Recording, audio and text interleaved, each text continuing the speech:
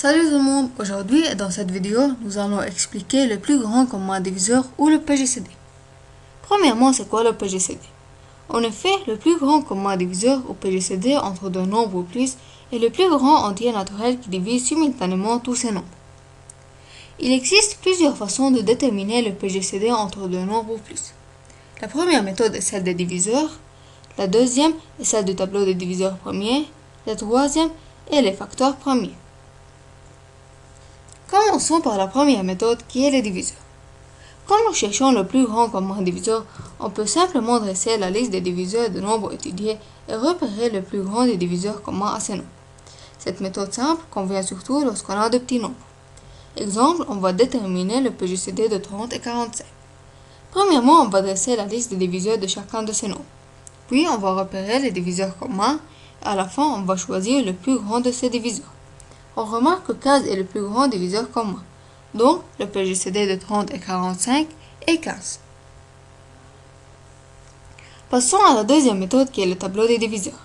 Cette méthode consiste à diviser simultanément les nombres étudiés par des diviseurs premiers. Le PGCD sera alors le produit de ces diviseurs premiers. Cette méthode est plus rapide et efficace lorsque l'on cherche le PGCD entre deux grands nombres. Exemple, on va calculer le PGCD de 36 et 90. Premièrement, on va tracer un tableau dont le titre de la première colonne sera diviseur premier et les titres des autres colonnes seront les nombres étudiés. Puis, on va tenter de diviser simultanément les nombres étudiés par les diviseurs premiers. On poursuit la division jusqu'à qu'il n'y ait plus de diviseurs communs. Et à la fin, on va calculer le PGCD en multipliant les diviseurs premiers de la première colonne. Donc, le PGCD de 36 et 90 est 2 fois 3 fois 3 qui va nous donner 18. La dernière méthode est les facteurs premiers. Cette méthode consiste à faire la factorisation première de tous les nombres et d'écrire le PGCD sous la forme d'un produit des facteurs communs. Cette méthode est très polyvalente. Exemple, on va déterminer le PGCD de 24 et 84. Premièrement, on va décomposer chaque nombre en produit de facteurs premiers. On obtient que 24 égale 2 fois 2 fois 2 fois 3 et 84 égale à 2 fois 2 fois 3 fois 7.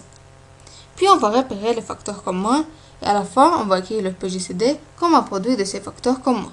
Donc, le PGCD de 24 et 84 sera 2 fois 2 fois 3 qui est égal à 12. Et maintenant, c'est à toi de jouer. Trouve le PGCD de 40, de 60 et de 75 en utilisant les trois méthodes. Écris-moi tes réponses dans les commentaires.